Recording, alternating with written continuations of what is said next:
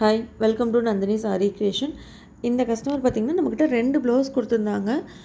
First blouse பார்த்திங்கன்னா நம்மளோட unique design ரிப்பீட்டடாக பண்ணிகிட்ருக்க அந்த பீகாக் ஒர்க் தான். இந்த ஒர்க் பார்த்திங்கன்னா ஒரு பீகாக் தான், பட் கான்ட்ராஸ்ட் கலர் எதுவுமே இல்லை. சாரீ முகூர்த்தம் சாரீங்கிறதுனால ஃபுல் ரெட் செல்ஃப் கலர் தான். தென் கான்ட்ராஸ்ட் நம்மளே சஜஸ்ட் பண்ணி க்ரீன் கொடுத்தா நல்லாயிருக்கும்னு சொல்லி நம்மளே வந்து சஜஸ்ட் பண்ணி இந்த ஒர்க் வந்து கம்ப்ளீட் பண்ணதுக்கப்புறம் தென் ரிசப்ஷன் ப்ளவுஸ் வந்து நம்மக்கிட்ட கொடுத்தாங்க. ஃபஸ்ட் கம்ப்ளீட் பண்ணதுக்கப்புறம் தான் அவங்க வந்து அது ஃபைனல் அவுட்புட் எப்படி இருக்குன்னு பார்த்துட்டு ரொம்ப சாட்டிஸ்ஃபைடாக ஃபீல் பண்ணிட்டு தென் செகண்ட் ப்ளவுஸ் கொண்டு வந்தாங்க. இவங்க வந்து யூகேலேருந்து வந்திருந்ததுனால அவங்களுக்கு யாரையும் ட்ரெஸ் பண்ணி கொடுக்க ஒரு பயம்.